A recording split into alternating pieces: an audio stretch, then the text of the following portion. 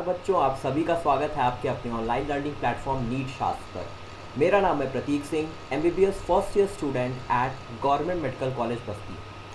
बच्चों, नीट शास्त्र पर हमने आपके लिए संकल्प बैच लॉन्च किया हुआ है, जो नीट के लिए, नीट 21 के लिए एक रिवीजन कम क्रैश कोर्स है। बायोलॉजी के कंप्लीट रिवीजन सीरीज़ में अभी ये आज हमारा ह्यूमन फिजियोलॉजी का दूसरा लेक्चर है, जिसमें हम breathing and exchange of gases आपका चैप्टर कंटिन्यू करके एक लेक्चर में हम ख़त्म करेंगे, वन शॉट वीडियो। बच्चों, चैप्टर को मैंने अपने पीडीएफ नोट्स में, जो मैंने अपने खुद के नोट्स बनाए थे, उसको मैंने अपने पीडीएफ नोट्स से मैंने अपनी पीपीटी तैयार की है, और वही सेम नोट्स आपको हमारे टेलीग्राम ग्रुप पे मिलेगा। हम इस चैप्टर को 1 घंटे के अंदर रिवाइज करेंगे, जल्दी से सारे के सारे इंपॉर्टेंट कॉन्सेप्ट को समझेंगे, और एनसीईआरटी की हर एक लाइन को हम इस चैप्टर में कवर करेंगे इस 1 घंटे के वीडियो में। तो बस शुरू करते हैं। Breathing and exchange of gases, हर साल नीट में 1 से 2 क्वेश्चन एक्सपेक्टेड होता है इस चैप्टर से। तो बच्चों, complete biology revision series breathing and exchange of gases संकल्प बैच, पेड वाला बैच अब फ्री में, ठीक है। पेड है, फ्री है, पर पेड से बेहतर है। तो सबसे पहले बच्चों, अगर हम ब्रीदिंग या एक्सचेंज ऑफ गैसेस में अगर हम बात करते हैं, तो जो पहला चैप्टर था ह्यूमन फिजियोलॉजी का, डाइजेशन वाला चैप्टर, उसमें बच्चों आपने देखा कि जो भी हम खा रहे थे, ठीक है, हमने उसको डाइजेस्ट कर लिया। Glucose, amino acids, fatty acids और ग्लिसरॉल को सबको हमने ब्रेक डाउन कर लिया, ग्लूकोज में, अमीनो एसिड्स में, और मोनोग्लिसराइड्स, डाइग्लिसराइड्स और ट्राइग्लिसराइड्स में, ठीक है। उसके बाद से क्या हो रहा है, उसके बाद क्या होता है कि जो हम ये रेस्पिरेशन कर रहे हैं, ठीक है, जो हम सांस ले रहे हैं, ऑक्सीजन ले रहे हैं, अब इस ऑक्सीजन की मदद से जो हमने अपने सिंपलर फॉर्म किया ना ग्लूकोज को, मतलब डाइजेशन जो हमने अपना सिंपल फॉर्म किया है फूड का, अब हम उसका फर्दर ब्रेक डाउन करेंगे, और उस ब्रेक डाउन के दौरान जो एनर्जी रिलीज़ होगी, ठीक है, जो एनर्जी रिलीज़ होगी हम उसको एटीपी की फॉर्म में स्टोर करेंगे। तो जो एनर्जी रिलीज़ हो रही है उसको एटीपी की फॉर्म में स्टोर किया जा रहा है, वो चैप्टर आपका सेलुलर रेस्पिरेशन है, ठीक है, जो प्लांट रेस्पिरेशन है उसमें डील किया गया है। यहाँ पे breathing and exchange of gases chapter में हम बात करेंगे कि जो ऑक्सीजन हम इनहेल कर रहे हैं, ठीक है, ये यूटिलाइज होता है break down of glucose, amino acids and fatty acids energy production के लिए, और इसके साथ साथ as a waste product CO2 release होता है, ठीक है। तो ये जो रिएक्शन है, ये आपका एक तरह का कैटाबॉलिक रिएक्शन है। कैटाबॉलिक रिएक्शन और एनाबॉलिक रिएक्शन, दो तरह की रिएक्शन होती है। कैटाबॉलिक रिएक्शन में आपका क्या होता है, किसी भी चीज़ का ब्रेक डाउन होता है, and anabolic reaction catabolic reaction का जस्ट रिवर्स है, जिसमें किसी भी चीज़ का फॉर्मेशन होता है, ठीक है।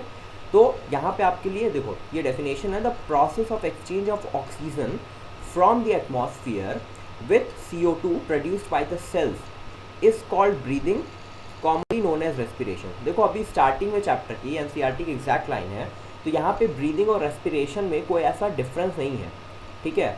जिसको ब्रीदिंग उसी को रेस्पिरेशन कह दिया गया, बट अभी फर्दर आगे चैप्टर में जब आप पढ़ोगे तो एक्सप्लेन किया गया है। अभी आप इतना समझो कि the process of exchange of oxygen from the atmosphere with CO2 produced by the cells is called breathing, commonly known as respiration.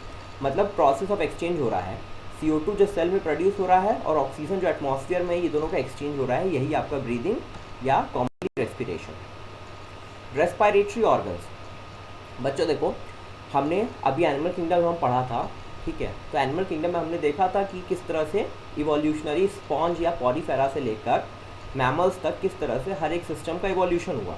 तो रेस्पिरेटरी ऑर्गन्स कैसे इवॉल्व हुए, हम पहले वो देखते हैं, उसके बाद फिर हम मैमल्स में आएंगे, ह्यूमन से बात करेंगे।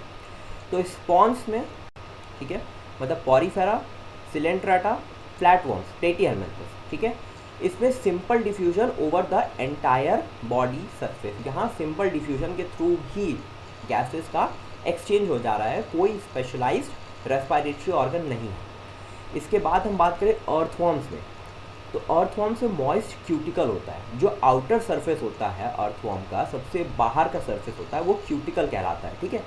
तो वो मॉइस्ट होता है, मॉइस्ट क्यूटिकल के थ्रू, डिफ्यूजन के थ्रू ही यहाँ पे गैसेस का एक्सचेंज होता है।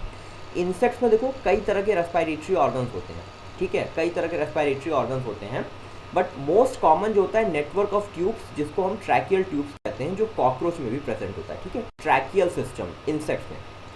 इसके बाद देखो गिल्स, अगर गिल्स के थ्रू रेस्पिरेशन होता है तो उसको हम ब्रैंकियल रेस्पिरेशन बोलते हैं, ठीक है, गिल्स के थ्रू रेस्पिरेशन तो ब्रैंकियल रेस्पिरेशन, लंग्स के थ्रू तो पल्मोनरी रेस्पिरेशन, ठीक है। एंड मॉइस्ट स्किन के थ्रू अगर रेस्पिरेशन होता है तो क्यूटेनियस रेस्पिरेशन। अब देख लो कहाँ कहाँ हो रहा है। गिल्स क्या हैं? गिल्स हैं तुम्हारे स्पेशलाइज्ड वैस्कुलर स्ट्रक्चर। वैस्कुलर मतलब कि जहाँ पे ब्लड सप्लाई ज़्यादा होती है, तो gills are specialised vascular structures. जो गिल्स के थ्रू रेस्पिरेशन है that is known as branchial respiration most of aquatic arthropods. ठीक है, अब गिल्स एक्वेटिक ऑर्गेनिजम्स में ही होता है, ठीक है, गिल्स के थ्रू रेस्पिरेशन। तो most of aquatic arthropods and mollusc, इसके अलावा फिशेस में भी, ठीक है, एनिमल किंगडम में हम अच्छे से देख चुके हैं। Lungs are vascularized bags, pulmonary respiration in terrestrial animals, ठीक, and moist skin, cutaneous respiration, amphibians like frogs. Frogs में देखो तीनों तरह का रेस्पिरेशन होता है।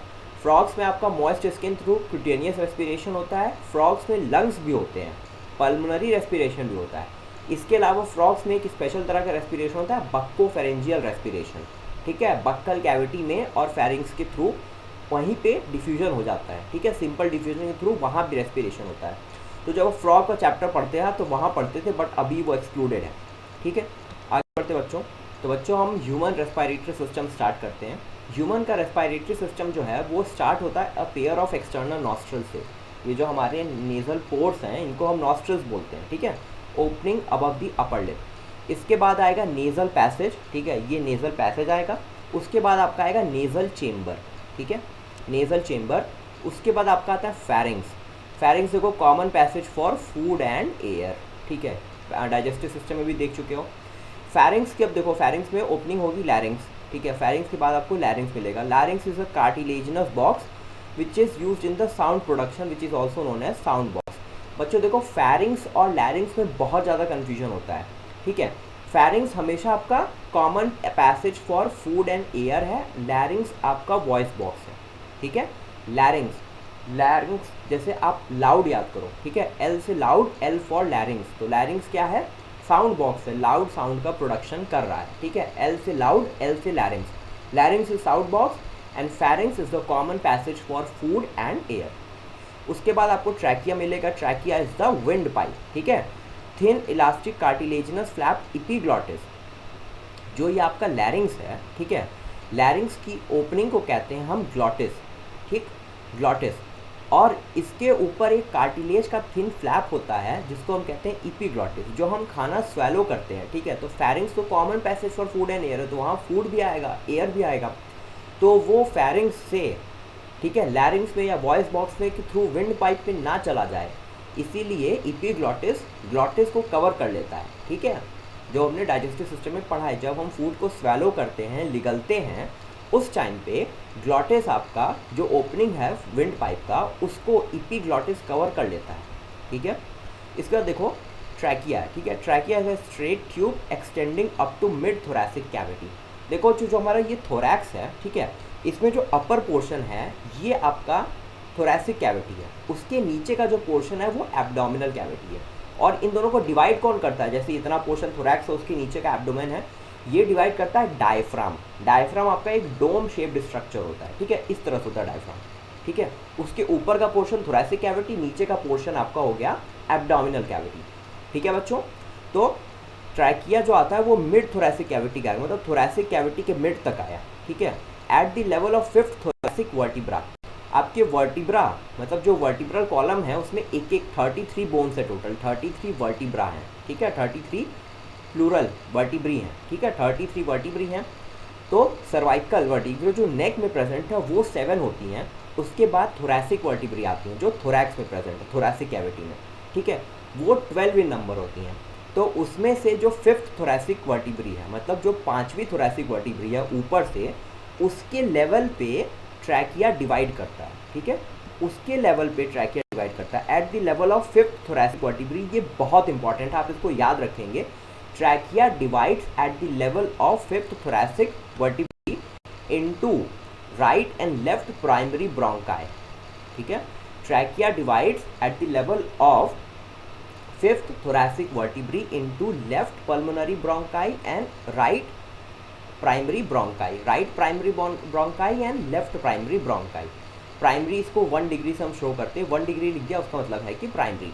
तो प्राइमरी पहला डिवीजन जो हुआ वो प्राइमरी हुआ, ठीक है, लेफ्ट हो गया प्राइमरी, राइट प्राइमरी। अब फर्दर उसके बाद उसमें और डिवीजन होगा, प्राइमरी में डिवीजन हो गया तो सेकेंडरी, सेकेंडरी में टर्शरी, ऐसे फर्दर और डिवीजन होते रहता है, ठीक है।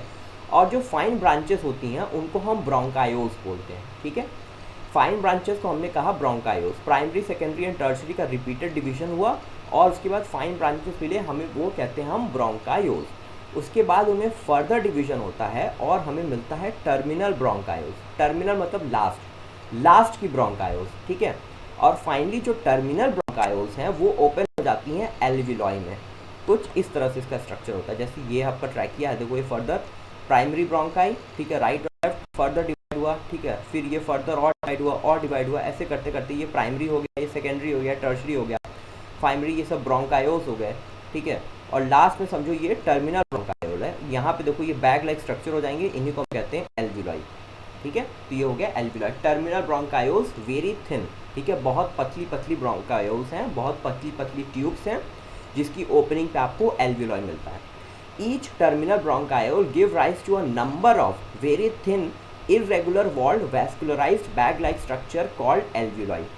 जो टर्मिनल ब्रोंकायोल्स हैं वो क्या करती हैं, ओपनिंग करती हैं, गिव राइज टू, ठीक है, किसको, वेरी थिन, बहुत पतले, इरेगुलर वॉल्ड वैस्कुलराइज्ड, वैस्कुलराइज मतलब ब्लड से सप्लाइड है, richly supplied with blood vessels, ठीक है, vascularize bag like structures called alveoli. अब देखो प्राइमरी सेकेंडरी टर्शरी ब्रोंकाई और initial bronchioles are supported by incomplete cartilaginous rings, incomplete cartilaginous rings which are made up of hyaline cartilage, ठीक है।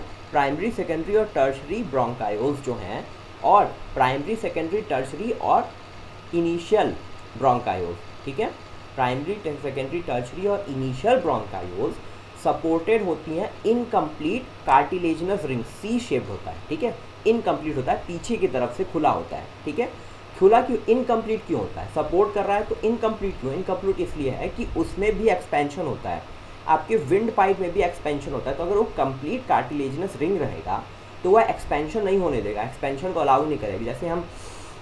जैसे हम breathing करते हैं ना, तो लंग्स एक्सपैंड करते हैं, उस तरह से ट्रैकिया और ब्रोंकायोल्स वो भी एक्सपैंड करती हैं। तो trachea, primary secondary tertiary bronchi और initial bronchioles incomplete C shaped cartilaginous rings which are made up of hyaline cartilage, ठीक है बच्चों। इसके बाद देखो पूरा का पूरा रेस्पिरेटरी सिस्टम देखो आपके सामने है, ठीक है। ये आपका हो गया लैरिंग्स, लैरिंग्स क्या था, साउंड बॉक्स था, एल से लाउड, एल से लैरिंग्स, साउंड बॉक्स उसकी कवरिंग, ये जो ओपनिंग है ये हो गई ग्लॉटिस, लैरिंग्स की ओपनिंग, और उसके ऊपर कार्टिलेज का फ्लैप इपीग्लॉटिस, ठीक है। ये आपका हो गया ट्रैकिया या विंड पाइप। ये देखो यहाँ डिवाइड कर रहा है ब्रोंकस में, तो ये हो गया level of fifth thoracic vertebra, fifth thoracic vertebra पे ये डिवाइड कर गया, ब्रोंकस हो गया, ठीक है। ये बच्चों देखो ये जो है ना, ये आपको सर्कुलर दिख रहा है ना ऐसे से, ये ना ट्रांसवर्स सेक्शन कट किया गया, बॉडी का ट्रांसवर्स सेक्शन कट किया गया है। तो ये हमें जो दिख रहे हैं छोटे छोटे डॉट्स, ये रिब्स के कटे हुए पार्ट्स हैं, ठीक है, कट एंड ऑफ रिब्स। ये हो गया आपका लंग, ठीक है, ये हो गया लेफ्ट, ये हो गया राइट, ठीक है, ये राइट लंग, ये लेफ्ट लंग, ठीक है। बीच में हो गया हार्ट, ये हो गया आपका डायफ्राम, डोम शेप डायफ्राम, ठीक है, ये डोम शेप डायफ्राम हो गया। ऊपर ये जो हो गया ये पूरी की पूरी थोरैसिक कैविटी हो गई, ठीक है, ये पूरी थोरैसिक कैविटी हो गई। इसके नीचे ये एब्डोमिनल कैविटी हो जाएगी, ठीक है बच्चों। अब देखो इसके बाद ये आपका हो गया प्लूरल मेम्ब्रेन। क्या होता है प्लूरा, क्या होता है, लंग्स की कवरिंग होती है, दोनों तरफ से लंग्स की कवरिंग होती है, ठीक है। लंग्स की 2 लेयर्ड कवरिंग होती है, एक आउटर प्लूरा, एक इनर प्लूरा, बीच में प्लूरल फ्लूइड होता है जो फ्रिक्शन को रिड्यूस करता है लंग सरफेस का। ये हो गया एक एल्वियोलाई, ठीक है, प्लूरल फ्लूइड मैंने बता दिया, ये ब्रोंकायोल्स, ठीक है बच्चों। आगे बढ़ते हैं। The branching network of bronchi, branching network of bronchi, bronchioles and alveoli comprise the lung. ये लाइन देखो इंपॉर्टेंट है, लंग होता क्या है, लंग कुछ है नहीं, ठीक है। जो ब्रांचिंग नेटवर्क बन रही है ब्रोंकी की, ब्रोंकायोल्स की और एल्वियोलाई की, ठीक है, वही लंग्स है। जो ब्रांचिंग नेटवर्क हुआ, जो डिवीजन हो रहा था ढेर सारा, तो ब्रोंकाई, ब्रोंकायोल्स और एल्वियोलाई, और इसी के जब चारों तरफ से प्लूरल मेम्ब्रेन से कवरिंग हो जाती है, 2 layered, outer pleura, inner pleura, तो वही लंग्स है आपका, ठीक है। देखो 2 लंग्स, 2 लंग्स हैं covered by double layered pleura, pleural fluid reduces friction on the lung surface, ठीक है। आउटर प्लूरल मेम्ब्रेन जो है वो जो आपकी थोरैसिक कैविटी है ना उसके क्लोज कांटेक्ट में होता है, ठीक है। Outer pleural membrane close contact with the thoracic cavity, और इनर प्लूरल मेम्ब्रेन आपका क्लोज कॉन्टैक्ट में होता है लंग सरफेस के, और इन दोनों प्लूरल मेम्ब्रेन्स के बीच में होता है pleural fluid which reduces friction on the lung surface. अब देखो बच्चों, रेस्पायरेटरी सिस्टम जो है ना, इसके दो पार्ट्स हैं ह्यूमंस में, एक कंडक्टिंग पार्ट है, एक रेस्पायरेटरी या एक्सचेंज पार्ट है। ठीक है, एक आपका कंडक्टिंग पार्ट है, एक रेस्पायरेटरी या एक्सचेंज पार्ट है। कंडक्टिंग पार्ट और रेस्पायरेटरी एक्सचेंज पार्ट, नाम से आपको समझ आ रहा हो, कंडक्टिंग पार्ट जो है वो कंडक्शन करा रहा है एयर का। ठीक है, तो कंडक्शन कहाँ तक हो रहा है, part starting from the external nostrils up to the terminal bronchioles, यहाँ तक तो एयर सिर्फ जा रहा है ना, कोई एक्सचेंज तो हो नहीं रहा है। ठीक है, सेलुलर लेवल पे कोई रेस्पिरेशन तो हो नहीं रहा है, इसीलिए ये कंडक्टिंग पार्ट है। उसके बाद का part alveoli and their ducts, ये आपका हो गया रेस्पायरेटरी या एक्सचेंज पार्ट। देखो क्या हो रहा है, transport air in the alveoli, air to the alveoli, alveoli तक एयर ले गया, इसके फंक्शंस कंडक्टिंग पार्ट के। ठीक है, clears it from foreign particles. ठीक है, फॉरेन पार्टिकल्स कोई डस्ट पार्टिकल्स है, ठीक है, माइक्रोब्स है, ये सबसे क्लियर करता है, प्रोटेक्ट करता है। Humidifies and brings the air to body temperature, ये तीन फंक्शंस हो गए कंडक्टिंग पार्ट के। रेस्पायरेटरी या एक्सचेंज पार्ट में क्या हो रहा है, it is the site of actual diffusion of oxygen and CO2 between blood and atmospheric air. जो एटमॉस्फेयर से हमने एयर इनहेल किया, ठीक है, ये कंडक्टिंग पार्ट के थ्रू पहुंचा रेस्पिरेटरी पार्ट में या एक्सचेंज पार्ट में, मतलब एल्विलॉय और उनके डक्ट्स में। ये इंपॉर्टेंट पॉइंट है बच्चों, एल्विलॉय एंड दियर डक्ट्स। ठीक है, एल्विलॉय और उनके डक्ट्स में पहुंचने के बाद जो रियल एक्सचेंज हो रहा है एटमॉस्फेरिक एयर का, जिसमें ऑक्सीजन है वो ब्लड में डिफ्यूज हो रहा है, और ब्लड में जो CO2 है वो बाहर डिफ्यूज हो रहा है। ठीक है, यही है असली पार्ट आपका एक्सचेंज पार्ट, और यही आपका रेस्पिरेशन। ठीक है, फर्दर देखो आगे, lungs are situated in the thoracic cavity. ठीक है, थोरैसिक कैविटी में बता चुका हूँ, which is an air tight chamber. Air tight chamber मतलब बाहर या अंदर से कहीं और एयर नहीं आ जा रही है। ठीक है, अब देखो जो हमारा थोरैसिक कैविटी है, लंग्स जो कवर्ड है, इसका देखो स्ट्रक्चर देखो। डॉर्सल मतलब पीछे की तरफ क्या है, vertebral column, dorsally vertebral column है। वेंट्रल मतलब पेट की साइड, आगे की तरफ क्या है, स्टर्नम है। लेटरल मतलब बगल की साइड, बगल साइड क्या है, रिब्स है। ठीक है, लोअर साइड नीचे की साइड क्या है, डोम शेप डायफ्राम है। तो एयर टाइट चेंबर कैसे हुआ, जब चारों तरफ से कवरिंग होगी, हर तरफ से बंद होगा, तभी ना एयर टाइट चेंबर होगा। तो डॉर्सली क्या है, मतलब पीठ की साइड क्या है, वर्टिब्रल कॉलम। वेंट्रली आगे की तरफ क्या है, स्टर्नम। लेटरल साइड्स में क्या है, रिब्स हो गए। ठीक है, और नीचे मतलब डाउनवर्ड साइड, लोअर साइड में क्या है, डोम शेप डायफ्राम। ठीक है, तो देखो anatomical setup of lungs in thorax is such that any change in the volume of thoracic cavity will be reflected in the lung या pulmonary cavity। इसका मतलब क्या है कि एनाटॉमिकली हमारी बॉडी इस तरह से बनाई गई है कि कोई भी चेंज अगर आएगा थोरैसिक कैविटी में, तो वो अपने आप लंग्स में भी रिफ्लेक्ट होगा, मतलब लंग्स में भी उसका असर दिखाई देगा। Anatomical setup of lungs in the thorax is such that any change in the volume of the thoracic cavity will be reflected in the lung pulmonary cavity। ठीक है बच्चों, आगे बढ़ते तो देखो respiration involves the following steps. Respiration में कौन कौन से स्टेप्स इन्वॉल्व हैं। पहला देखो ब्रीदिंग या पल्मोनरी वेंटिलेशन। अभी तक बच्चों देखो क्या लिखा था, जो हमने फर्स्ट स्लाइड देखी तो उसमें लिखा होता breathing commonly known as respiration, लेकिन यहाँ देखो आपको ब्रीदिंग और रेस्पिरेशन और देखो अंतर पता चलेगा। रेस्पिरेशन जो है वो पूरा लॉन्ग प्रोसेस है, मतलब गैसेस के एक्सचेंज से लेके टिश्यूज़ तक का जो ऑक्सीजन का और कार्बन डाइऑक्साइड का डिफ्यूजन हो रहा है, ट्रांसपोर्ट हो रहा है, वो पूरा रेस्पिरेशन है। और ब्रीदिंग तो सिर्फ जो हम सांस ले रहे हैं सिर्फ ये है। ठीक है, फिजिकल जो दिखाई दे रहा है। तो देखो respiration involves the following steps. कितने स्टेप्स रेस्पिरेशन है, 5 स्टेप्स हैं। ठीक है, 5 स्टेप्स हैं। ब्रीदिंग या पल्मोनरी वेंटिलेशन, पहला स्टेप है ब्रीदिंग या pulmonary ventilation, by which atmospheric air is drawn in and CO2 rich air alveolar air is release out. मैंने सांस खींची, इनहेल किया, एक्सहेल किया, बस इतना है ब्रीदिंग या पल्मोनरी वेंटिलेशन, बस यही है। ठीक है, जो मैं सांस खींच रहा हूँ इसमें CO2 कम है, ऑक्सीजन रिच एयर है, ये ऑक्सीजन ज़्यादा है। और जो मैंने एयर रिलीज़ की, जो मैंने एक्सहेल किया, इसमें CO2 ज़्यादा होगा, ऑक्सीजन कम होगा। ये पहला स्टेप है ब्रीदिंग। ठीक है, ब्रीदिंग या पल्मोनरी वेंटिलेशन। दूसरा diffusion of gases between alveolar membrane. ठीक है, कंडक्टिंग पार्ट से जो मैंने हवा खींची, कंडक्टिंग पार्ट के थ्रू पहुंचा रेस्पायरेटरी या एक्सचेंज पार्ट में। रेस्पायरेटरी एक्सचेंज पार्ट में यहाँ डिफ्यूजन हुआ, जो भी गैसेस थी इनका डिफ्यूजन हो गया ब्लड में, और ब्लड से CO2 आ गया आपका एल्वियोलाई में, तो ये हो गया दूसरा स्टेप, डिफ्यूजन हो गया। Transport of gases by the blood, blood में जो पहुंचा, ठीक है, वो ट्रांसपोर्ट हुआ ब्लड के थ्रू टिश्यूज़ तक, ठीक है। अब देखो diffusion of oxygen and CO2 between the tissues, अब टिश्यूज़ में डिफ्यूजन हुआ, ठीक है।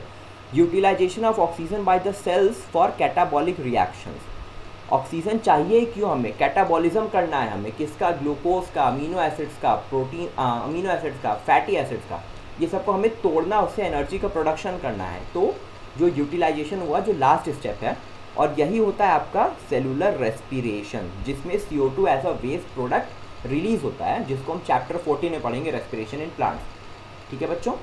फर्दर बच्चों हमारा जो नेक्स्ट टॉपिक है चैप्टर में वो है मैकेनिज्म ऑफ ब्रीदिंग, ठीक है, मैकेनिज्म ऑफ ब्रीदिंग। अब ब्रीदिंग के दो स्टेजेस हैं, एक आपका इंस्पायरेशन या इनहेलेशन, दूसरा है एक्सपायरेशन या एक्सहेलेशन। इंस्पायरेशन में atmospheric air is drawn in, expiration alveolar air is released out, ठीक है। तो देखो ब्रीदिंग करने के लिए, मतलब एयर इन करने के लिए या एयर आउट करने के लिए, इनहेल या एक्सहेल करने के लिए एक प्रेशर ग्रेडियंट का होना बहुत ज़रूरी है, ठीक है। प्रेशर ग्रेडियंट मतलब क्या समझ रहे हो, मतलब प्रेशर का डिफरेंस होना ज़रूरी है। जब प्रेशर का डिफरेंस होगा तभी ना एयर एक जगह से दूसरी जगह जाएगी, ठीक है। जिधर हाई प्रेशर होगा वहाँ से एयर लो प्रेशर की तरफ आएगी, सिंपल है, ठीक है। ये तो मतलब फिजिक्स का बेसिक लॉ है। तो creation of a pressure gradient between lungs and atmosphere, कहाँ का होना चाहिए, लंग्स के बीच में और एटमॉस्फेयर के बीच में, जहाँ एक्सचेंज कराना है उसी के बीच ना प्रेशर ग्रेडियंट बनाना पड़ेगा। तो इंस्पिरेशन होगा कैसे, इंस्पिरेशन होगा जब इंट्रापल्मोनरी प्रेशर मतलब लंग्स के अंदर का pressure with in the lungs, ये जब एटमॉस्फेरिक प्रेशर से कम होगा, मतलब एटमॉस्फेरिक प्रेशर जब ज़्यादा होगा, लंग्स के अंदर का प्रेशर कम होगा, तो एयर अपने आप अंदर आ जाएगी, ठीक है। एक्सपिरेशन कब होगा, जब इंट्रापल्मोनरी प्रेशर ज़्यादा होगा एटमॉस्फेरिक प्रेशर से जब बाहर का प्रेशर कम होगा, एटमॉस्फेरिक प्रेशर जब कम होगा, ठीक है, लंग्स के अंदर का प्रेशर जब ज़्यादा होगा, तो एयर अपने आप अंदर से बाहर चली जाएगी, लंग्स से एटमॉस्फेयर की तरफ चली जाएगी। तो देखो होता क्या है कि there is a negative pressure in the lungs with respect to atmospheric pressure, मतलब इंट्रापल्मोनरी प्रेशर कम होने का क्या मतलब है इंस्पिरेशन करने के लिए, कि मतलब कि जो लंग्स के अंदर का प्रेशर है, एटमॉस्फेरिक प्रेशर को अगर हम 0 मान लें, ठीक है, उसके रिस्पेक्ट में बात की जा रही है ना, with respect to atmospheric pressure. तो अगर मान लेते हैं एटमॉस्फेरिक प्रेशर 0 है, तो लंग्स का प्रेशर उससे कम होना चाहिए इंस्पिरेशन करने के लिए, ठीक है।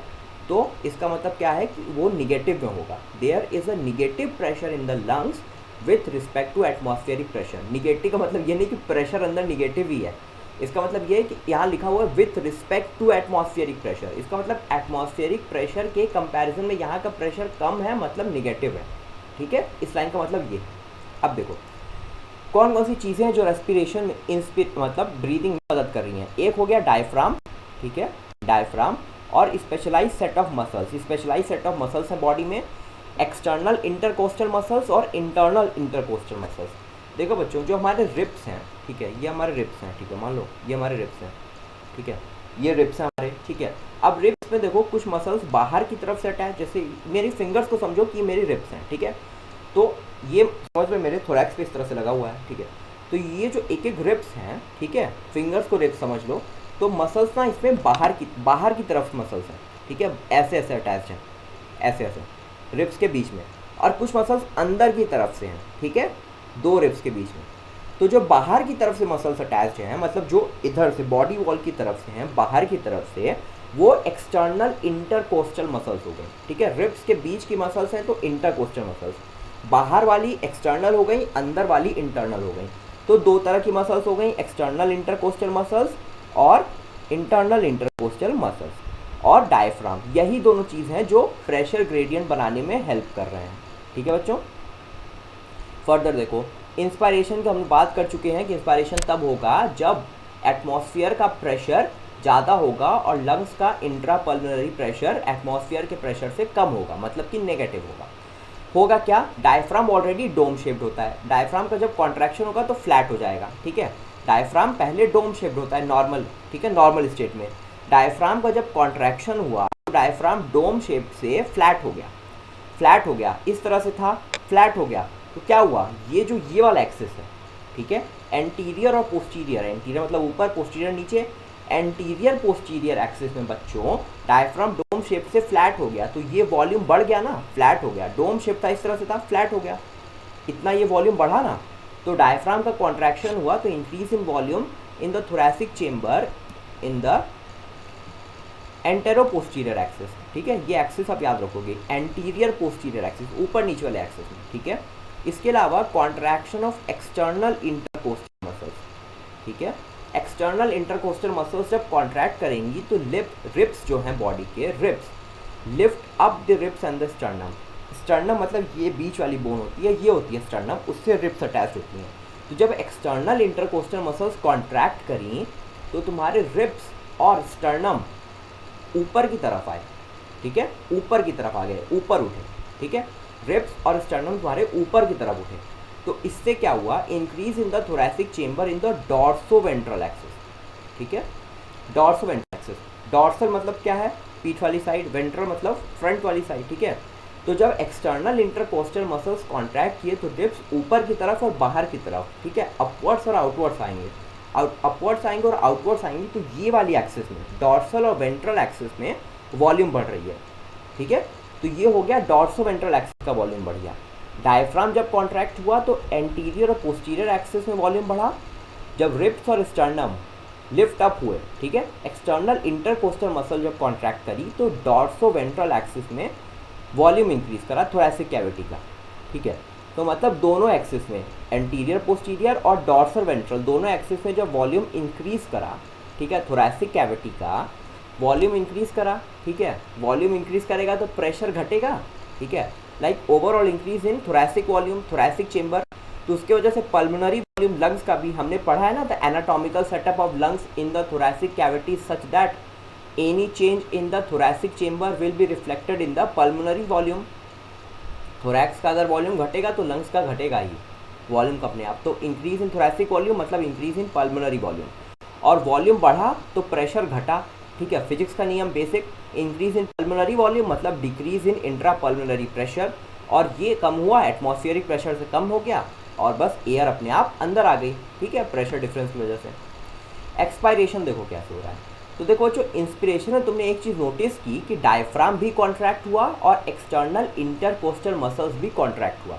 और जब भी कोई भी मसल कॉन्ट्रैक्ट होती है तो उसमें एनर्जी की रिक्वायरमेंट होती है, तो इंस्पायरेशन हमेशा एक्टिव प्रोसेस है, एक्सपायरेशन, नॉर्मल एक्सपायरेशन की बात करें तो पैसिव होता है, क्यों, क्योंकि देखो रिलैक्सेशन ऑफ डायफ्राम हुआ और relaxation of external intercostal muscles दोनों रिलैक्स करती हैं, relaxation of diaphragm and external intercostal muscles returns the diaphragm and sternum to their original position, दोनों अपने अपनी ओरिजिनल पोजीशन पे आ गए, ठीक है, मतलब वॉल्यूम इस बार घटा, फ्लैट डायफ्राम से नॉर्मल आ गया, तो एंटीरियर पोस्टीरियर एक्सिस में वॉल्यूम घटा, और स्टर्नम मतलब एक्सटर्नल इंटरकोस्टल मसल्स जब रिलैक्स की तो स्टर्नम और रिब्स भी वापस अंदर की तरफ आ गए, ऊपर गए थे, बाहर गए थे तो अपवर्ड्स फॉरवर्ड्स गए थे, ठीक है, अब वो अंदर की तरफ आ गए और नीचे की तरफ आ गए, तो डॉर्सोवेंट्रल एक्सिस में और एंटीरियर पोस्टीरियर एक्सिस में दोनों एक्सिस में वॉल्यूम घट गया, वॉल्यूम घट गया, थोरैसिक वॉल्यूम घटा तो पल्मोनरी वॉल्यूम भी घटा, पल्मोनरी वॉल्यूम घटा तो इंट्रा पल्मोनरी प्रेशर बढ़ा,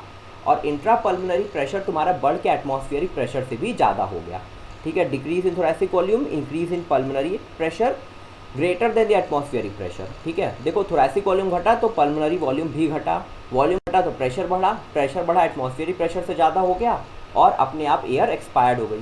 तो देखो इसके अलावा एबिलिटी, हमारे भी ऐसी एबिलिटी है to increase the strength of inspiration and expiration with the help of additional muscles in the abdomen. बच्चों जो हमने बात की डायफ्राम और एक्सटर्नल इंटरकोस्टल मसल्स, इनके थ्रू ना हम नॉर्मल इंस्पायरेशन और एक्सपायरेशन कर रहे हैं, बट इसके अलावा एब्डोमेन में हमारी एब्डोमिनल मसल्स हैं, कुछ स्पेशलाइज्ड मसल्स हैं जिनके थ्रू हम इंस्पायरेशन और एक्सपायरेशन का पूरा ये जो प्रोसेस है ना, हम इसको बहुत ज़्यादा इन्हांस कर सकते हैं अपने हिसाब से, ठीक है, हमारी बॉडी की अडेप्टिबिलिटी है। फर्दर देखो ये पॉइंट फिर से बच्चों देखो रिपीट हो रहा है, ठीक है, ये बस डायग्राम के थ्रू समझाया है। यहाँ पे क्या हुआ, रिब्स एंड स्टर्नम रेज्ड, ये देखो पहले ये है क्या, मैकेनिज्म ऑफ ब्रीदिंग को इस डायग्राम में एक्सप्लेन किया गया है। डायफ्राम कॉन्ट्रैक्ट है, डायफ्राम कॉन्ट्रैक्ट करेगा तो फ्लैट होगा, ठीक है, डायफ्राम देखो थोड़ा फ्लैट हो गया है, ठीक है, रिब्स एंड स्टर्नम रेज्ड, जब एक्सटर्नल इंटरकोस्टल मसल्स कॉन्ट्रैक्ट की तो रिब्स और स्टर्नम रेज हो गया, ठीक है। वॉल्यूम ऑफ थोरैक्स इंक्रीज, इन दोनों की वजह से थोरैक्स का वॉल्यूम बढ़ गया और एयर एंटर लंग्स। यहाँ पे देखो क्या हो रहा है, डायफ्राम रिलैक्स और देखो आर्च शेप्ड है, एकदम डोम शेप्ड है, ठीक है। Ribs and sternum return to the original position, जब एक्सटर्नल इंटरकोस्टल मसल्स रिलैक्स हो गई तो रिब्स और स्टर्नम अपनी ओरिजिनल पोजीशन पे आ गए, वॉल्यूम ऑफ थोरैक्स डिक्रीज हो गया, एयर बाहर चला गया, ठीक है, यहाँ एयर अंदर आ गया।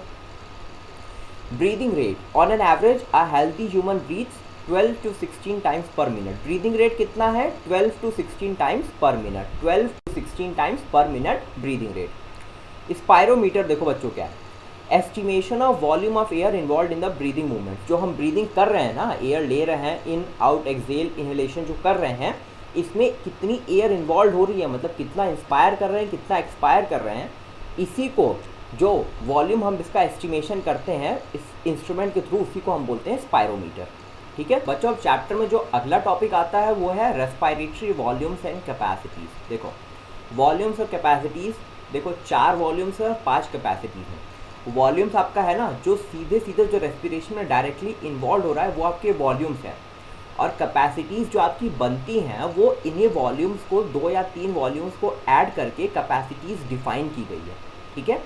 कैपेसिटीज़ जो होती हैं वो बेसिकली आपकी क्लिनिकल डायग्नोसिस में हेल्प करती हैं, ठीक है, क्लिनिकल डायग्नोसिस बनाने में हेल्प करती हैं पल्मोनरी कैपेसिटीज़, ठीक है। और जो फंक्शनल चीज़ें हैं जो हमें दिखाई देती हैं सामने से ना, वो वॉल्यूम्स हैं। रेस्पिरेटरी वॉल्यूम्स हमें सामने से दिखाई देती हैं, और पल्मोनरी कैविटीज़ जो हैं वो हमने खुद कैलकुलेट किया है, मतलब अपने हिसाब से हमने उसे डिफ़ाइन किया है, ठीक है। और वो रेस्पिरेटरी पल्मोनरी डायग्नोसिस का मतलब पल्मोनरी कैपेसिटीज़ जो हैं वो रेस्पिरेटरी क्लिनिकल डायग्नोसिस बनाने में मदद करती हैं। बच्चों वॉल्यूम्स 4 हैं और आपकी पल्मोनरी कैविटी कैपेसिटीज़ 5 हैं, ठीक है। पहला वॉल्यूम टाइडल वॉल्यूम, ठीक है, tidal volume, inspiratory reserve volume, expiratory reserve volume और रेसिडियल वॉल्यूम, तो नाम याद करो।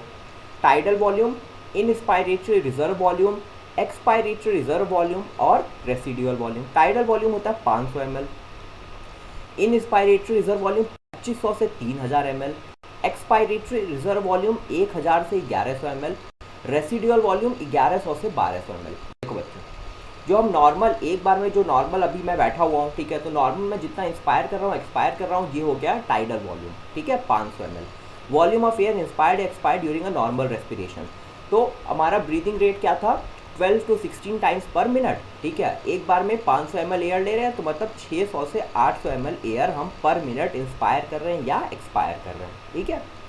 अब देखो इनस्पायरेटरी रिजर्व वॉल्यूम जो है, मैंने एडिशनली मतलब टाइडल वॉल्यूम छोड़ के, टाइडल वॉल्यूम को एक्सक्लूड किए बिना, ठीक है, टाइडल वॉल्यूम को एक्सक्लूड करके मैं कितना फोर्सफुल अपना ज़बरदस्ती मैं कितना मैक्सिमम कैपेसिटी तक एयर ले सकता हूँ और कितना इनहेल कर सकता हूँ, वो है इनस्पायरेटरी रिजर्व वॉल्यूम, ठीक है।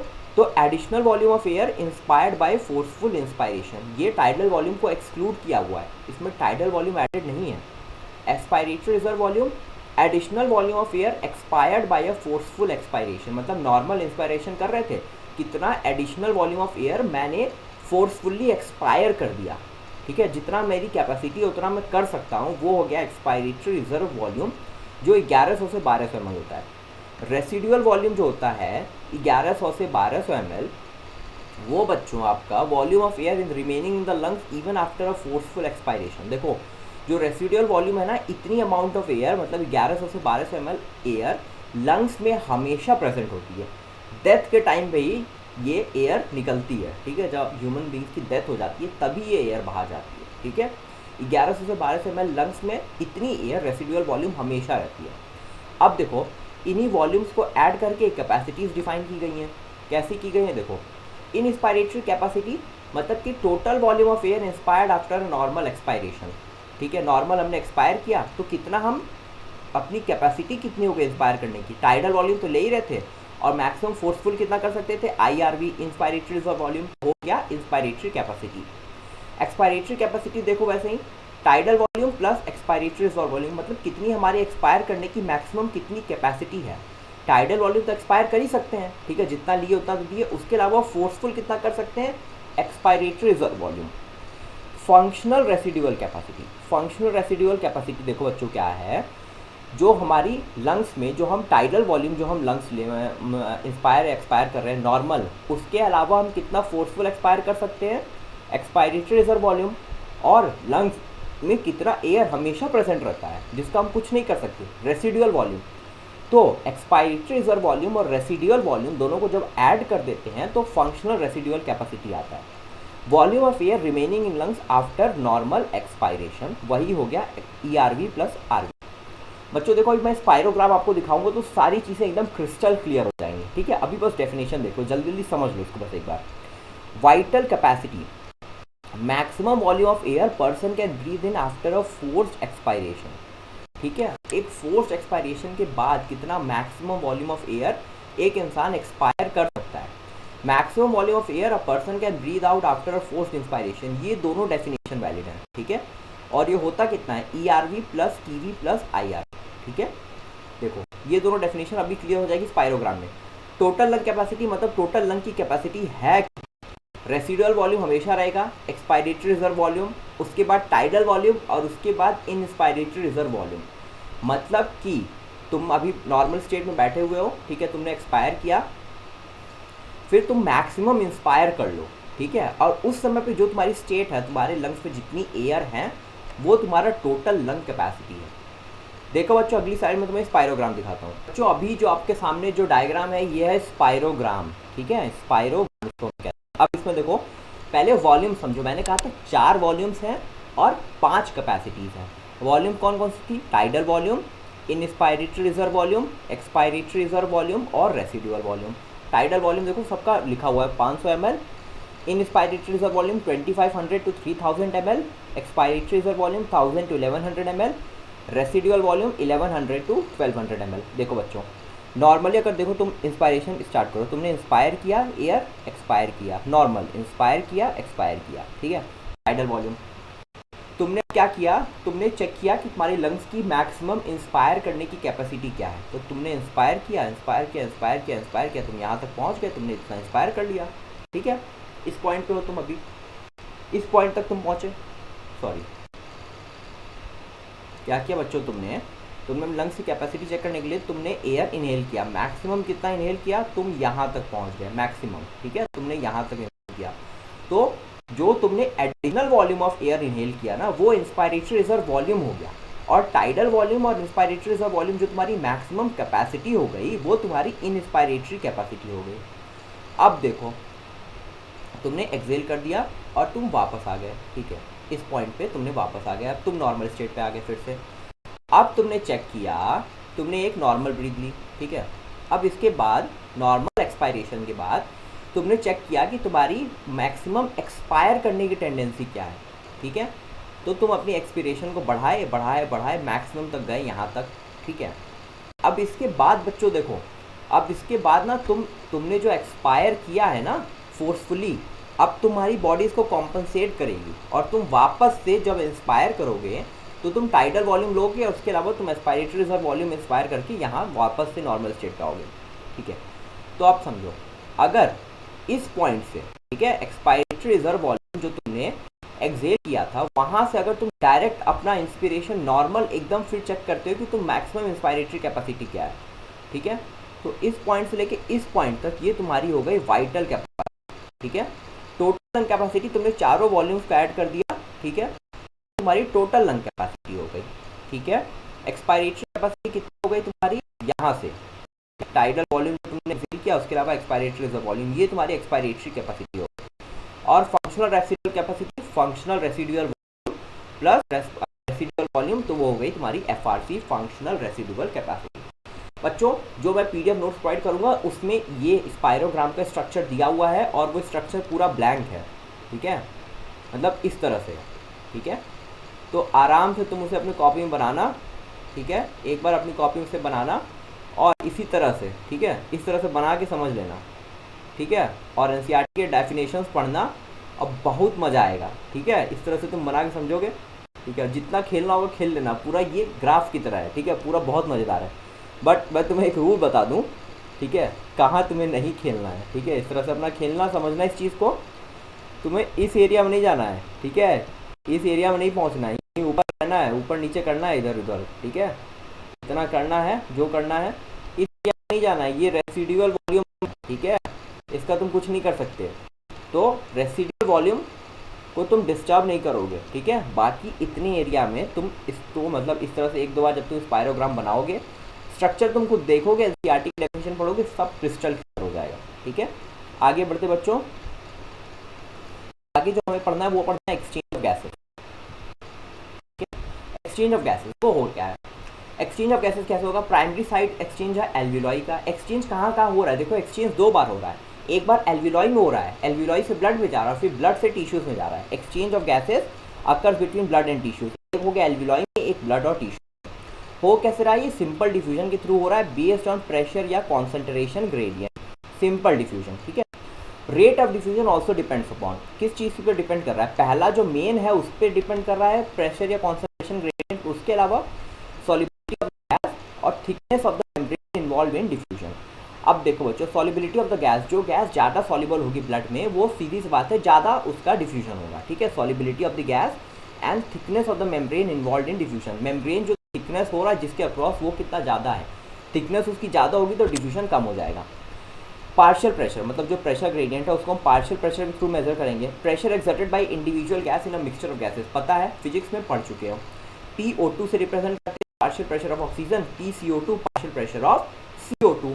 फर्दर बच्चों देखो, data indicates that a concentration gradient for oxygen from alveoli to blood and blood to tissues exist. Concentration gradient present for CO2 in opposite direction, ठीक है, टिश्यूज से ब्लड, ब्लड से alveoli.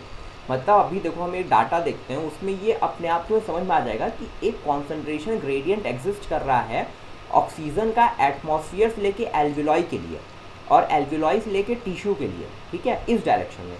और CO2 का concentration gradient exist कर रहा है tissues से लेके ब्लड और ब्लड से लेके एल्वियोलाई के लिए। देखो कैसे, रेस्पिरेटरी गैस ये पार्शियल प्रेशर दिया हुआ है, ठीक है। ऑक्सीजन का देखो एटमॉस्फेरिक एयर में 159, ठीक है, 159, एल्वियोलाई में 104, डीऑक्सीजनेटेड ब्लड में, ऑक्सीजनेटेड ब्लड में देखो 95 पहले, ठीक है, डीऑक्सीजनेटेड ब्लड में 40, टिश्यूज में 40। तो देखो ऑक्सीजन कैसे डिफ्यूज हो रहा है, एटमॉस्फेरिक एयर से आ रहा है एल्वियोलाई में, एल्वियोलाई से ब्लड में जा रहा है, ऑक्सीजनेटेड ब्लड में जा रहा है, ठीक है, ब्लड ऑक्सीजनेट हो रहा है, उसके बाद फिर उसके बाद फिर टिश्यूज तक लेके जा रहा है, ठीक है, और फिर टिश्यूज से वापस डीऑक्सीजनेटेड ब्लड हो रहा है। CO2 देखो कहाँ से जा रहा है, CO2 सबसे ज़्यादा देखो टिश्यूज़ में मैक्सिमम 45, ठीक है। उसके बाद कहाँ मिलेगा तुम्हें, टिश्यूज़ के बाद तुम्हें डीऑक्सीजनेटेड ब्लड में मिलेगा 45, उसके बाद वो क्या कहते हैं एल्वियोलाई में जाएगा 40, उसके बाद ऑक्सीजनेटेड ब्लड और फाइनली एटमॉस्फेयर में 0.3। तो solubility of CO2 is 20 to 25 times higher than that of oxygen, ठीक है। The amount of CO2 that can diffuse through the diffusion membrane per unit difference in partial pressure is much higher compared to that of oxygen। बच्चों इसका मतलब क्या है, देखो CO2 का जो सॉल्युबिलिटी है ब्लड में वो 20 to 25 टाइम्स ज़्यादा है ऑक्सीजन की सॉल्युबिलिटी से, ठीक है, बहुत ज़्यादा सॉल्युबिलिटी है। तो इसका मतलब क्या है कि सेम पार्शियल प्रेशर डिफरेंस के लिए CO2 का डिफ्यूजन बहुत ज़्यादा होगा, ठीक है। Solubility of CO2 is 20 to 25 times higher than that of oxygen। The amount of CO2 that can diffuse through the diffusion membrane per unit difference in partial pressure is much higher compared to that of O2, ठीक है। Diffusion membrane की देखो यहाँ बात की गई है, diffusion membrane से 3 लेयर्स हैं, कितने हैं 3 लेयर्स, और इसकी थिकनेस जो है लेस देन 1 mm होती है, ठीक है, थिकनेस बहुत कम होती है, तभी तो कंडीशन फेवरेबल होगा गैसेस के एक्सचेंज के लिए। देखो बना कैसे, 3 लेयर्स हैं उसकी, thin squamous epithelium of the alveoli, alveoli की squamous epithelium thin, endothelium of alveolar capillaries, blood की जो एंडोथीलियल कैपिलरी मतलब कैपिलरीज हैं उनकी एंडोथीलियम से बना होता है, तो endothelial lining of alveolar capillaries, और बीच में दोनों के है बेसमेंट सबस्टेंस। देखो बच्चों जब भी कोई भी एपिथेलियल टिश्यू होता है तो एपिथेलियल टिश्यू जहाँ भी होता है उसके बेस पे बेसमेंट मेम्ब्रेन होता ही है। तो यहाँ तुम्हें दो एपिथेलियल टिश्यू मिल रहा है, एक स्क्वैमस एपिथेलियम ऑफ एल्वियोलाई और दूसरा एंडोथीलियम ऑफ एल्वियोलर कैपिलरीज, दोनों एपिथेलियल टिश्यू है, ठीक है। तो दोनों की अपनी एक एक बेसमेंट मेम्ब्रेन होगी, तो दोनों की 2 बेसमेंट मेम्ब्रेन मिल के बेसमेंट सबस्टेंस बना रही है, composed of 2 thin basement membrane. 2 basement membrane किसकी हैं, स्क्वैमस एपिथेलियम ऑफ एल्वियोलाई की और एंडोथीलियम ऑफ एल्वियोलर कैपिलरीज की, दोनों की अपनी एक एक बेसमेंट मेम्ब्रेन है जो मिल के बेसमेंट सबस्टेंस बना रही है। तो डिफ्यूजन लेयर 3 लेयर का हो गया डिफ्यूजन मेम्ब्रेन। फर्दर बच्चों ये स्ट्रक्चर आप देखो, ये एल्वियोलाई है, ठीक है। इंस्पायर्ड एयर में देखो एल्वियोलाई में पार्शियल प्रेशर ऑफ ऑक्सीजन 104 है, CO2 40 है, ठीक है। यहाँ ध्यान देते जाओ, ये स्ट्रक्चर अब अभी तक बहुत ईजी था, ठीक है। देखो रेस्पिरेशन सर्कुलेशन 2 होता है, एक पल्मोनरी सर्कुलेशन होता है, एक सिस्टेमिक सर्कुलेशन होता है, ठीक है। सर्कुलेटरी चैप्टर में आप पढ़ोगे। यहाँ देखो एल्वियोलाई में ये है CO2 का कितना है 40 mmHg है, पार्शियल प्रेशर ऑफ ऑक्सीजन कितना है 104 mmHg है। ये देखो ये तुम्हारी पल्मोनरी आर्टरी से डीऑक्सीजनेटेड ब्लड आया, ठीक है। यहाँ पे क्या है पल्मोनरी आर्टरी में जो ये डीऑक्सीजनेटेड ब्लड है, डीऑक्सीजनेटेड ब्लड में तुम्हारा ऑक्सीजन PO2 कितना था 40 था, ठीक है। और PCO2 कितना था 45 था। CO2 45 था और यहाँ पे देखो CO2 कितना है 40 है, तो यहाँ से यहाँ CO2 का डिफ्यूजन होगा। और यहाँ डीऑक्सीजनेटेड ब्लड में यहाँ मैं लिख देता हूँ, ठीक है। PCO2 तुम्हारा 45 और PO2 तुम्हारा 40 है और यहाँ पे 104 है, तो मतलब 104 से आएगा ये अंदर की तरफ 40 की तरफ, और ये 45 से जाएगा 40 में। तो यहाँ देखो ये एक्सचेंज हो गया। इसके बाद फिर ये ऑक्सीजनेटेड ब्लड हो गया पल्मोनरी वेन के थ्रू, ये आया हार्ट में, ठीक है। यहाँ से फिर गया सिस्टेमेटिक सर्कुलेशन में, ये जो ऑक्सीजनेटेड ब्लड है इसमें ये हो गया इतना, यहाँ जो एक्सचेंज हुआ, ठीक है, इसकी वजह से PO2 हो गया 95, PCO2 हो गया 40, मतलब PCO2 45 से घट के 40 हो गया और P ऑक्सीजन 40 से हो गया तुम्हारा 95। अब देखो टिश्यूज़ का क्या कंडीशन है, टिश्यू में ऑक्सीजन है 40 mmHg और PCO2 45 mmHg। अब ब्लड देखा, ठीक है, ब्लड देखा ऐसा, ब्लड में देखो क्या है 95 है, यहाँ ऑक्सीजन 40 है, तो अपने आप 95 से 40 की तरफ, और यहाँ पे देखो PCO2 40 है, यहाँ PCO2 45 है, तो ये अपने आप इधर से इधर मूवमेंट होगा, सब डिफ्यूजन हो रहा है, ठीक है, कॉन्सेंट्रेशन ग्रेडियंट के अक्रॉस। तो जो डीऑक्सीजनेटेड ब्लड आया इसमें फिर से यही सेम डेटा आ गया, यही सेम, और फिर ये कंटिन्यू होगा।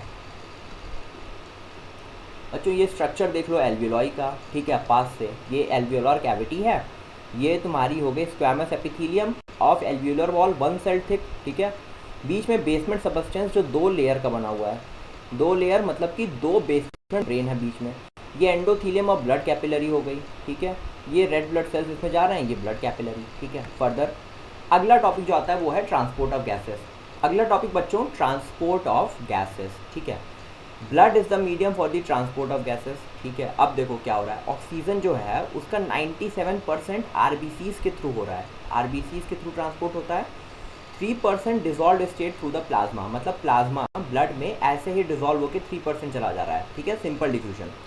97% तुम्हारा ब्लड के थ्रू जा रहा है, मतलब RBCs के थ्रू जा रहा है, ठीक है। RBCs के through 97%, 3% dissolve in the plasma. CO2 कैसे जा रहा है 20 to 25% RBCs के थ्रू जा रहा है, 70% बाइकार्बोनेट के फॉर्म में जा रहा है, और 7% dissolve state through the plasma, ठीक है। तो 20 to 25% RBCs में, 70% बाइकार्बोनेट के फॉर्म में, 7% dissolve state through the plasma. अब देखो जा कैसे रहा है, कैसे हो रहा है ट्रांसपोर्ट ऑफ ऑक्सीजन। देखो हीमोग्लोबिन का मेन काम है ही यही, ठीक है। Oxygen plus haemoglobin oxy haemoglobin बनाता है HbO2, ठीक है। देखो बच्चों ये ऑक्सीजनेशन है, ठीक है, ये कोई ऑक्सीडेशन रिएक्शन नहीं है, ठीक है, ये रिवर्सिबल प्रोसेस है, ये कोई रिएक्शन नहीं हो रही है, ठीक है। यहाँ सिर्फ ऑक्सीजन हीमोग्लोबिन के साथ रिवर्सिबली बाइंड कर रहा है, ठीक है, सिर्फ एक तरह से बाइंड कर रहा है और HbO2 का फॉर्मेशन हो रहा है। एक हीमोग्लोबिन मॉलिक्यूल मैक्सिमम 4 ऑक्सीजन को कैरी करता है, ठीक है। जो हीमोग्लोबिन की बाइंडिंग है ऑक्सीजन से, ये प्राइमरली 4 फैक्टर्स पे डिपेंड करती है। प्राइमरली तो सिर्फ पार्शियल प्रेशर ऑफ ऑक्सीजन पे डिपेंड करता है मेनली, ठीक है। पार्शियल प्रेशर ऑफ ऑक्सीजन ज़्यादा होगा तो बाइंडिंग होगी, कम होगा तो बाइंडिंग कम होगी, ठीक है। मेन तो ये फैक्टर है।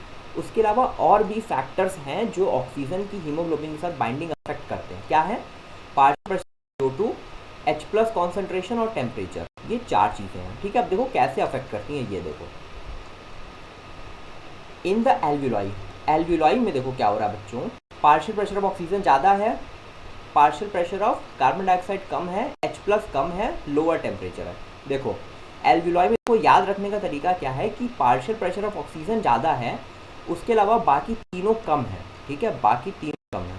लो CO2 है, लो PCO2 है, लो H+ है, मतलब कि H+ आयन का कॉन्सेंट्रेशन भी कम है, लो टेम्परेचर मतलब टेम्परेचर भी कम है। तो ये जो चारों फैक्टर्स हैं, हाई PO2, बाकी सब लो, बाकी तीनों लो, ये फैक्टर फेवरेबल है ऑक्सीजन हीमोग्लोबिन के फॉर्मेशन में। टिश्यूज़ में क्या है, इसका जस्ट अपोजिट है। टिश्यूज़ में लो CO2 है, ठीक है, टिश्यूज़ में बच्चों लो PO2 है और बाकी तीनों हाई है, ठीक है, मतलब CO2 हाई है, H+ हाई है, हायर टेम्परेचर है। तो ये जो फैक्टर है इसकी वजह से डिसोसिएशन हो जाता है हीमोग्लोबिन का ऑक्सीजन से, ठीक है। every 100 ml of oxygenated blood every 100 ml of oxygenated blood can deliver 5 ml of oxygen to the tissue। इस पॉइंट को आप एज इट इज़ याद रख लो कि ऑक्सीजनेटेड ब्लड 100 ml अगर हम लेंगे तो वो 5 ml of oxygen to the tissues deliver करता है अंडर नॉर्मल कंडीशंस में, ठीक है, नॉर्मल फिजियोलॉजिकल कंडीशंस में। बाकी अगर बॉडी की रिक्वायरमेंट अलग होगी तो अलग अलग मतलब ये बढ़ सकता है या घट सकता है अपने हिसाब से। देखो बच्चों, percentage saturation of haemoglobin, saturation of haemoglobin versus partial pressure of oxygen, इसका हम एक कर्व बनाते हैं, ठीक है, उस कर्व को हम बोलते हैं ऑक्सीजन डिसोसिएशन कर्व। और इस कर्व का नेचर कैसा होता है, सिग्मॉइड नेचर होता है। अभी हम ग्राफ देखेंगे कैसा होता है। परसेंटेज सेचुरेशन ऑफ हीमोग्लोबिन मतलब यहाँ जो एक एक्सिस है यहाँ पे परसेंटेज में रिप्रेजेंट किया, उसके अलावा दूसरी तरफ हम partial pressure of oxygen represent करेंगे। कर्व देख लो बच्चों, कर्व देखो ये रहा, एक तरफ क्या है percentage saturation of haemoglobin with oxygen, ये परसेंटेज रिप्रेजेंट है यहाँ पे, ठीक है, वाई एक्सिस पे। एक्स एक्सिस पे क्या है, partial pressure of oxygen, partial pressure of oxygen है mmHg में, ठीक है। ऑक्सीजन डिसोसिएशन कर्व ये रहा, ये सिग्मॉइड कर्व आ रहा है, ठीक है। देखो हो क्या रहा है, जैसे जैसे बच्चों जैसे जैसे हम पार्शियल प्रेशर ऑफ ऑक्सीजन को बढ़ाते जा रहे हैं, हीमोग्लोबिन सेचुरेट होते जा रहा है, ठीक है। और एक पॉइंट पे देखो, इस पॉइंट पे आके जैसे ऑक्सीजन का कॉन्सेंट्रेशन करीब करीब 100 mmHg अगर है तो वहाँ पे हीमोग्लोबिन पूरा का पूरा 100% सेचुरेटेड है। मतलब अगर पार्शियल प्रेशर ऑफ ऑक्सीजन अगर 100 mmHg है तो अगर ब्लड में उस समय जितने भी हीमोग्लोबिन के मॉलिक्यूल्स होंगे ना, सब के ऊपर ऑक्सीजन बाइंडेड होगा, इसका मतलब यही है, ठीक है। तो इस कर्व का नेचर देखो, अगर ये कर्व इस तरह से आता है थोड़ा, ठीक है, ये इस तरह से आ रहा है या इस तरह से आ रहा है, ठीक है, तो ये किधर की तरफ है, ये राइट की तरफ है, ठीक है, ये राइट है, ये लेफ्ट है। यहाँ दो शिफ्ट होते हैं, एक राइट शिफ्ट होता है, एक लेफ्ट शिफ्ट होता है। राइट शिफ्ट कब होगा, जब ऑक्सीजन की बाइंडिंग कम होगी, ठीक है, जब पार्शियल प्रेशर ऑफ ऑक्सीजन या percentage saturation of haemoglobin of oxygen घटेगा। मतलब देखो सेम पार्शियल प्रेशर पे 40 पे ही, यहाँ पे देखो ये partial pressure of oxygen same रखते हैं हम अगर, तो हम देखेंगे कि यहाँ पे कम बाइंडिंग हो रही है, ठीक है। ये जैसे हम ये पार्शियल प्रेशर ये रखते हैं, जैसे ये 50 है, ठीक है, परसेंटेज सेचुरेशन 50 है, 50 यहाँ पे देखो कुछ इतने पे अचीव हो जा रहा है और यहाँ देखो ज़्यादा कॉन्सेंट्रेशन, ज़्यादा पार्शियल प्रेशर ऑफ ऑक्सीजन पे अचीव हो रहा है। तो जब भी लेफ़्ट शिफ्ट होता है बच्चों, जब भी लेफ़्ट शिफ्ट होता है तो इसका मतलब होता है ना परसेंटेज सेचुरेशन ऑफ हीमोग्लोबिन घट रही है, ठीक है, और जब राइट शिफ्ट होता है तो बढ़ रही है। वैसे सब जानने की ज़रूरत नहीं है, ठीक है, इतना याद रखो बस कि ऑक्सीजन डिसोसिएशन कर्व होता है, ठीक है।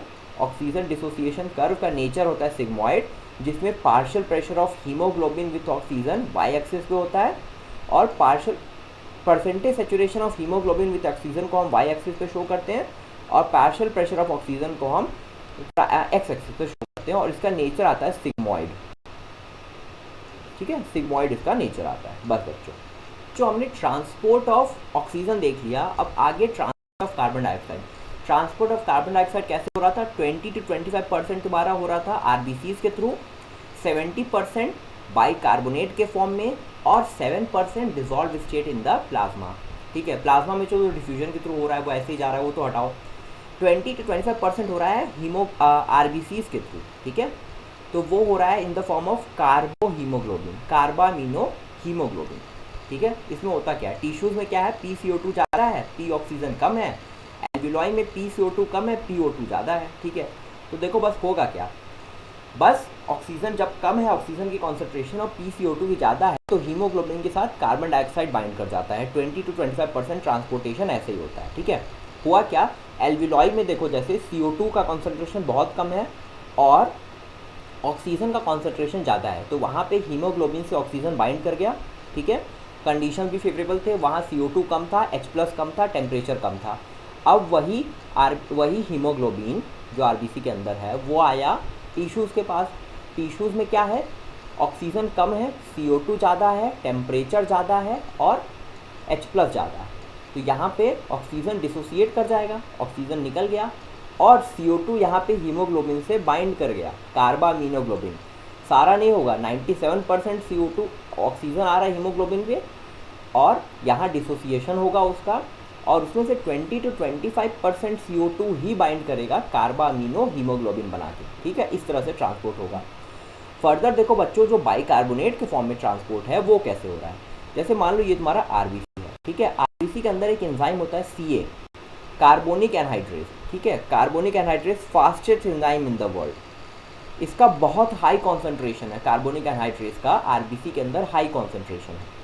ये present in minute quantities in the plasma too, मतलब प्लाज्मा में भी प्रेजेंट है कार्बोनिक एनहाइड्रेस, लेकिन RBC में इसका हाई कॉन्सेंट्रेशन है। कार्बोनिक एनहाइड्रेस कर क्या रहा है, CO2 + H2O carbonic anhydrase bicarbonate, further carbonic anhydrase के प्रेजेंट में बाइकार्बोनेट प्लस H+, ठीक है, और इस रिएक्शन को फॉरवर्ड भी करा रहा है, रिवर्स भी करा रहा है आवश्यकता के अनुसार। जैसे टिश्यूज़ की तरफ है, जब टिश्यूज़ में है तब ये रिएक्शन फॉरवर्ड जा रही है, CO2 + H2O बाइकार्बोनेट और H2CO3 carbonic acid, further bicarbonate plus H+, ठीक है। और एल्विलॉय में रिएक्शन रिवर्स आएगी, एल्विलॉय में क्या होगा, बाइकार्बोनेट एल्विलॉय में जब जाएगा, देखो टिश्यूज़ में क्या है, CO2 बहुत ज़्यादा है, ठीक है, CO2 बहुत ज़्यादा है, 70% CO2 ये रिएक्शन फॉलो करके बाइकार्बोनेट बना लिया, ठीक है, RBCs के थ्रू बाइकार्बोनेट बन गया RBC के अंदर। अब ये पहुंच जाएगा एल्विलॉय में, एल्विलॉय में पहुंचेगा तो ये रिएक्शन रिवर्स डायरेक्शन में होगी, CO2 दोबारा बनेगा और CO2 का डिफ्यूजन हो जाएगा बाहर की तरफ और ये बाहर चला जाएगा बॉडी के, ठीक है। अब देखो, every 100 ml of deoxygenated blood delivers 4 ml of CO2 to the alveoli. 100 ml of oxygenated blood delivers 5 ml of oxygen to the tissues and 100 ml of deoxygenated blood delivers 4 ml of CO2 to the alveoli। बच्चों इसके बाद further हमें पढ़ना है regulation of respiration. Regulation of respiration मतलब respiration का regulation कैसे हो रहा है। मोस्टली देखो न्यूरल सिस्टम जो है वो कंट्रोल करता है, ठीक है, उसमें भी मेडुला रीजन में आपका होता है specialised centre respiratory rhythm centre, ठीक है, ये मेन सेंटर है, प्राइमरी सेंटर ऑफ रेगुलेशन है। न्यूरल सिस्टम में 2 रेगुलेशन होते हैं, एक मेडुला रीजन में, एक पॉन्स रीजन में। मेडुला रीजन में स्पेशलाइज्ड सेंटर है respiratory rhythm centre, pons region में है नीमोटैक्सिक सेंटर, ठीक है, देखो PP, ठीक है, तो पॉन्स रीजन में आपका नीमोटैक्सिक सेंटर है, मेडुला रीजन में रेस्पिरेटरी रिदम सेंटर है, इस तरह से याद रखोगे, ठीक है। रेस्पिरेटरी रिदम सेंटर आपका प्राइमरी सेंटर है, ठीक है। नीमोटैक्सिक सेंटर जो है पॉन्स रीजन में, ये moderate the functions of the respiratory rhythm centre, respiratory rhythm centre के फंक्शंस को मॉडरेट करने में मदद करता है। Neural signals can reduce the duration of respiration and alter the respiratory rate. Pneumotaxic centre से न्यूरल सिग्नल्स निकलते हैं, न्यूरल सिग्नल्स यहाँ से वो रेस्पिरेशन का ड्यूरेशन कम कर देते हैं और इस तरह से रेस्पिरेटरी रेट चेंज करने में मदद करते हैं। इसके अलावा बच्चों एक कीमो सेंसिटिव एरिया है, ठीक है, ये दोनों तो मेन हो गए, रेस्पिरेटरी रिदम सेंटर और नीमोटैक्सिक सेंटर, और इन दोनों भी मेन जो है वो है आपका रेस्पिरेटरी रिदम सेंटर। इसके अलावा कीमो सेंसिटिव एरिया होता है जो रिदम सेंटर के बगल में होता है, एडजेसेंट होता है, और हाईली सेंसिटिव है CO2 और H+ आयंस का, ठीक है, it is highly sensitive to CO2 and H+। और जब भी इनका कॉन्सेंट्रेशन बढ़ता है ना, CO2 और H+ का जब भी कॉन्सेंट्रेशन बढ़ता है, ये तुरंत रेस्पिरेटरी रिदम सेंटर को मैसेज डालता है, ठीक है, और फिर रेस्पिरेटरी रिदम सेंटर अपने हिसाब से एक्शन लेता है। रेगुलेशन में एक और चीज़ बच गया, रिसेप्टर्स, ठीक है, अभी तक जो हमने देखा वो न्यूरल सिग्नल्स के थ्रू देखा, इसके बाद देखो रिसेप्टर्स हैं, कुछ रिसेप्टर्स प्रेजेंट होते हैं तुम्हारा कैरोटिड आर्टरी और आयोर्टिक आर्च में, ठीक है। आयोर्टिक आर्च होता है ना, आयोर्टा से मतलब आपका लेफ्ट वेंट्रिकल से वो निकलता है आपका आर्टरी, ठीक है, वो आर्च बनाता है आयोर्टा, आयोर्टिक आर्च जिसको हम कहते हैं, और यहाँ से कैरोटिड आर्टरी निकलती है, हार्ट को सप्लाई करती है, ठीक है।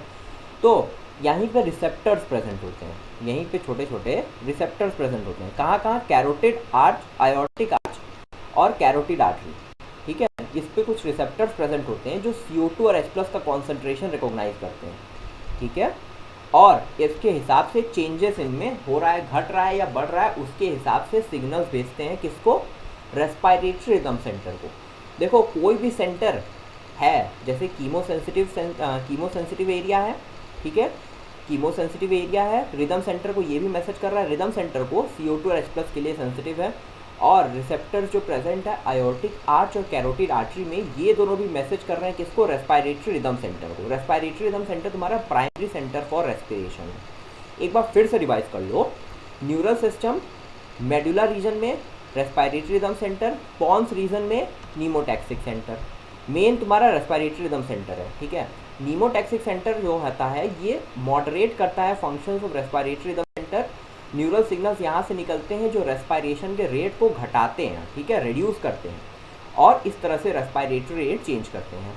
इसके अलावा कीमोसेंसिटिव एरिया है जो रेस्पिरेटरी रिदम सेंटर के बगल में है, highly sensitive to CO2 and H+, और जैसे इनका कॉन्सेंट्रेशन थोड़ा सा भी बढ़ता है तुरंत रेस्पिरेटरी रिदम सेंटर को मैसेज करता है और रेस्पिरेटरी रिदम सेंटर अपने हिसाब से एक्शन लेता है।